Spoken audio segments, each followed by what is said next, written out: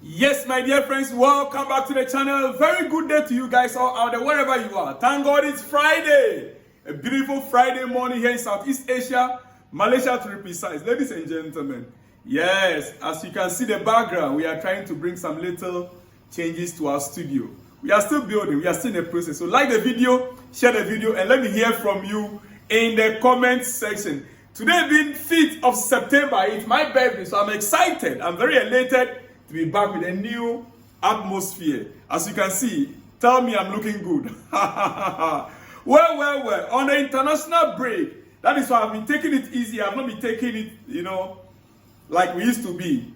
For some time now, I've been doing just a video a day. But I think from today, yes, due to the work we were doing at the studio, I've been doing just one video per day. Ladies and gentlemen, so from today, I'm back. Hopefully, we'll be doing a second video again tonight. Ladies and gentlemen, now let's get started. We're on an international break. But before going on an international break, we heard the news that UEFA have approved Chelsea's squad. Yes, Chelsea's squad submission in line with the agreement that Chelsea had with them. The statement reads, the squad list submitted fulfilled the criteria of the settlement agreement, and it was therefore already reviewed and approved before the publication of the names of the players on UEFA website. So we understand Chelsea's players that were submitted, almost the entire squad has been approved, except one player. And I'll give you, I have gotten the reason why that player was not added to the list. Yes, Chelsea was expected to submit 23 players. They did submit the 23 players. But there's one player that Chelsea was expected to submit because based on what the player himself said, he was expecting that Chelsea would add him. But listen, something happened. And that is the reason why Chelsea could not add him. I want to give you that information. Chelsea signed Buonanotte on loan with a plan of adding him to our Champions League squad. Yes. The agreement was in place. Everything was said. The player was made to understand that he had a chance to play in the Champions League. But things changed in the last days. In the last days of the transfer window. Yeah. You see, the thinking at the time was that Tariq George might be sold. Yes. Which would have brought in an income to free up space. If Tariq George had been sold, that would have brought in an income to free up space in the Chelsea balance books based on the requirement of UEFA. When the deal was agreed, there was never any plan to recall Gueye. There was never any plan to recall Gueye into the first team picture. But once the lab got injured,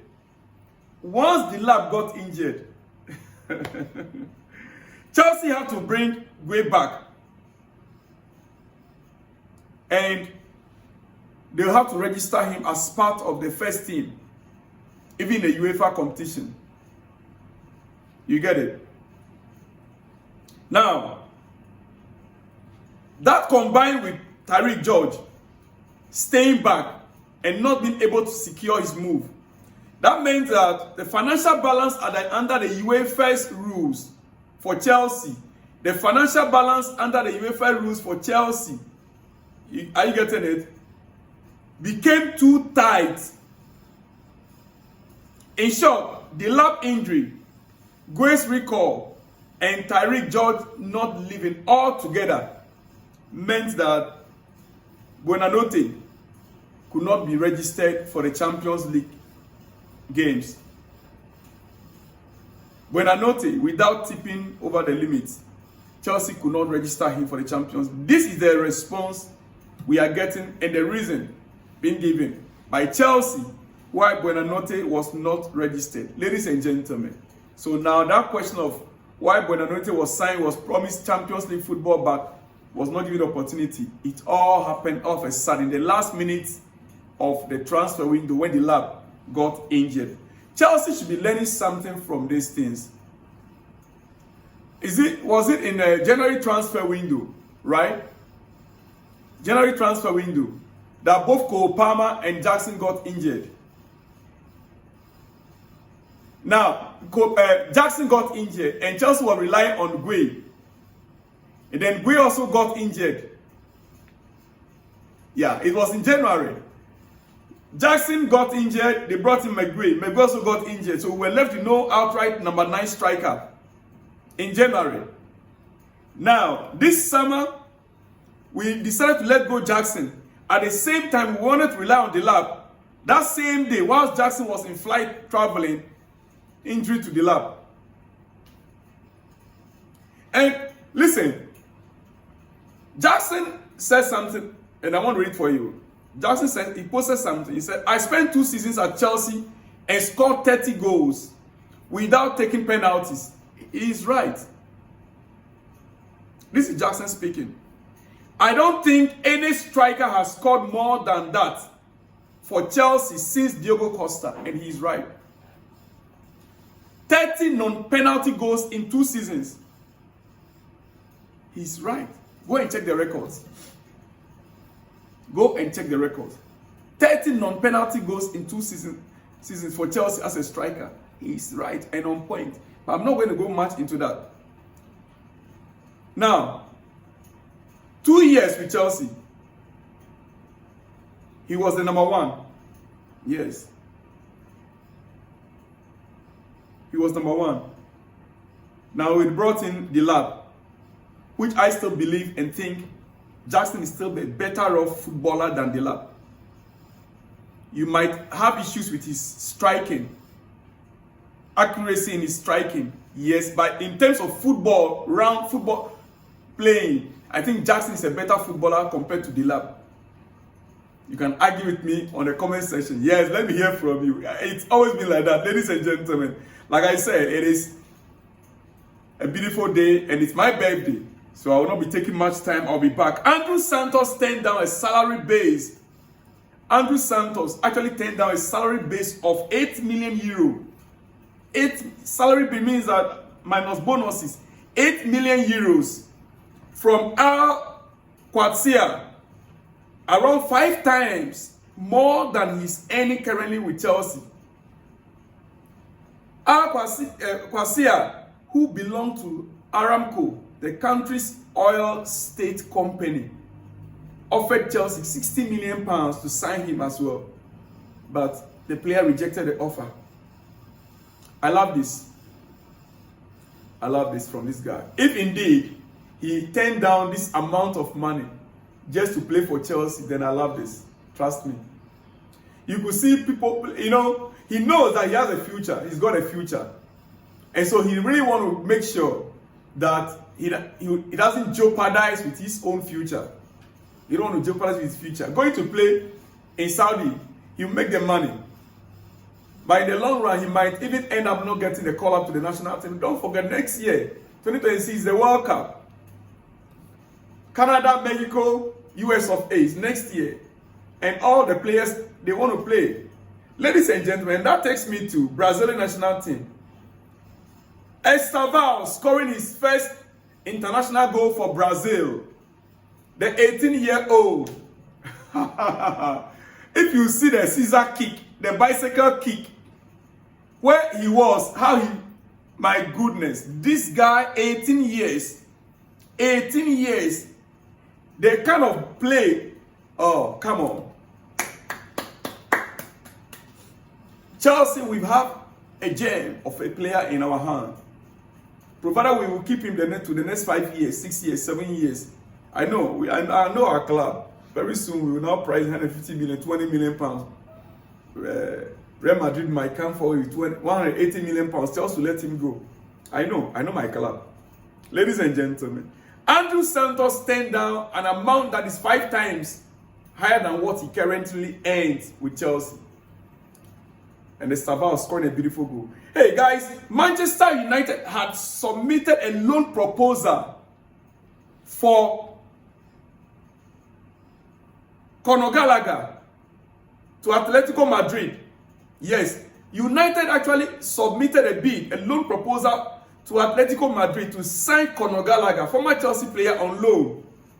United asked for Gallagher, but no plans for Atleti to let him leave on loan.